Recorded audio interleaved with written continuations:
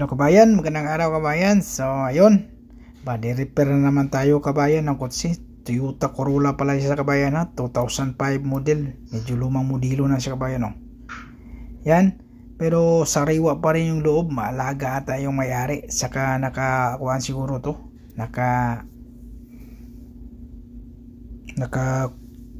nakasarado siguro. Yan, may bagong pintuan kabayan, nasikanhan, tapos yung panel pumasok yan. So ilabas natin yung panel niya. Yan, pumasok talaga siya. Tapos yung pintuan naman na sa harapan, blending yan siya. Yan kabayan oh, tingnan mo kabayan oh. So medyo malayo. So isisiting natin yung lumang yung sikanhan na pintuan para makita natin yung alignment ng panel. Tingnan mo, di ba malayo? So nakasarado na yan oh. Kailangan natin ilabas. So mayroon tayong bakal na panglabas yan oh. So provide ko na yan sa kabayan para sigurado. So gagamit tayo ng MIG.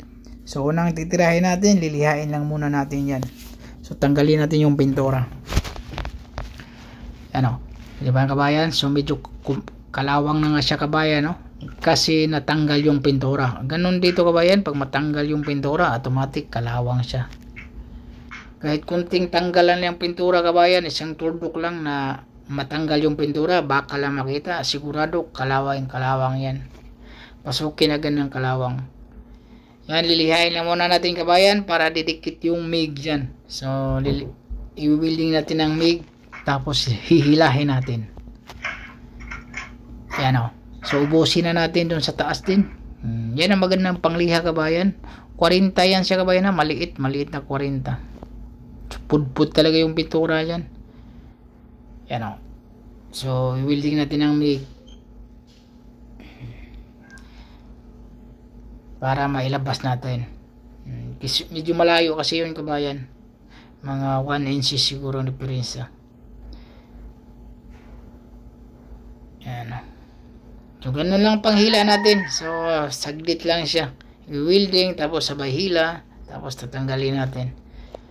So wala pala ako ng pang-cutting kabayan ha. Wala akong pang-cutting na maganda. So ang ginamit ko, yun pa rin ang ginamit ko. Okay lang naman. Yan o. Tapos medyo napunit pala yan sa kabayan. Medyo nabutas. So i-welding pa rin natin ang MIG. Yan, lilihain natin. Purpurin yan. I-welding natin ang MIG. Kasi nakuha na sa kabayan, nabutas. Yan o.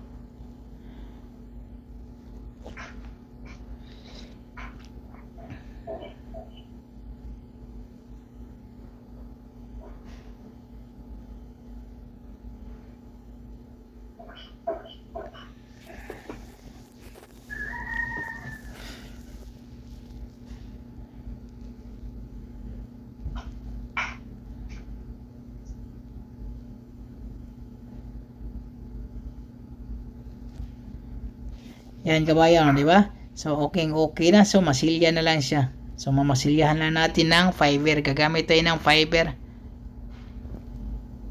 Yan o. So yung tinuturo ko, yung butas. Yan, butas yan.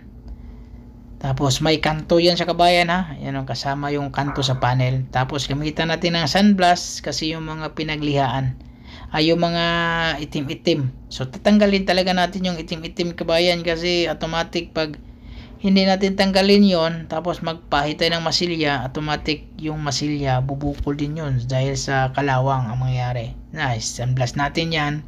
Pagintabi natin, yung bakal talaga yung makita. Yun, tapos sabay liha na tayo agad. Ano. So 80 yung gamit natin sa masin na pangliha kabayan ha. Yan o. Pati loob pala yan sa kabayan. So kailangan natin tanggalin yung mga pintuan, pati yung harapan. Kasi loob kasama yung loob. Yan. Unang pahid, fiber. So gamitan natin ng fiber para medyo matibay talaga siya. Mas maganda yung fiber kabayan. Talagang matibay din talaga yung fiber kaysa yung original na masilya. Pagkatapos nan, lilihain natin original na masilya na gamitin natin. Yung matuyo pala yung fiber kabayan, mga nasa 10 minutes lang matuyo na yan siya.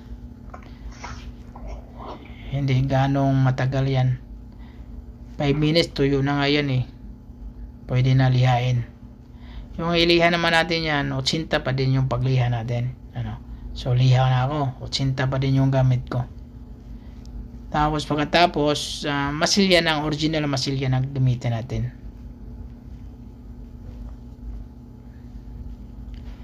Yan, pati yung pangloob.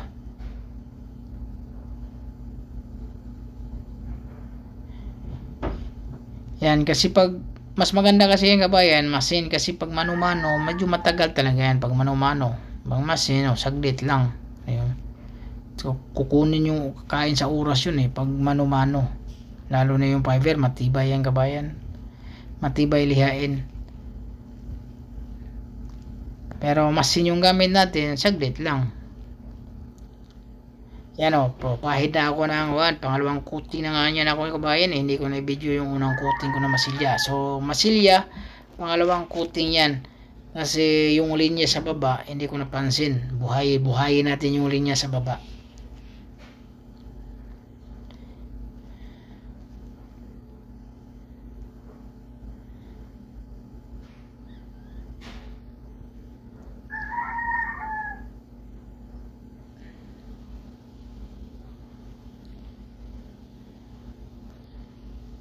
So yan kabayan.